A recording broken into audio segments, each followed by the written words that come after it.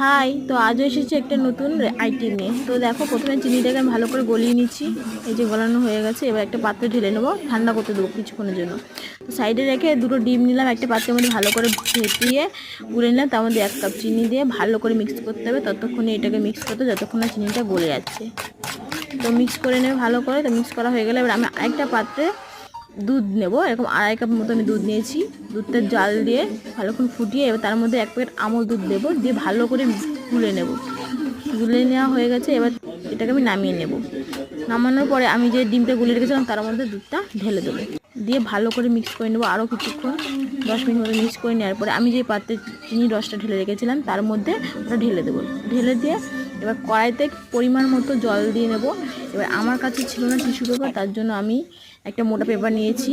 বইয়ের পাতাও নয় এটা, বা খাতার পাতাও নয়, একটা মোটা পেপার দিয়েছি। দিয়ে এবার তার মধ্যে বাটিটা বসিয়ে দিয়ে, যেহেতু আমি ছোটো বাটি নিয়েছি তার জন্য আমাকে ছোটো থালায় নিতে হয়েছে। তো এবার সেই থালাটা দিয়ে চাপা দিয়ে নেব। লো ফ্লেমে বসিয়ে দিতে হবে, প্রায় 1 ঘন্টা মতো ফুটবে। তো 1 ঘন্টা সেদ্ধ হয়ে গেছে, এবার আমি এটাকে সাইডে সরিয়ে রেখে দেবো ঠান্ডা হওয়ার জন্য। ঠান্ডা না হলে উঠবে না, তার জন্য ঠান্ডা করতে দিতে হবে। তারপরে দেখো নামিয়ে নিয়েছি, ফেটে ফেটে গেছে। তো দেখতে কেমন লাগছে অবশ্যই জানিও। তারপরে পিস পিস করে কেটে সবাইকে দেবে। তো আজকের মতো চলি, টাটা। দেখতেই পাচ্ছ কতটা সফট হয়েছে।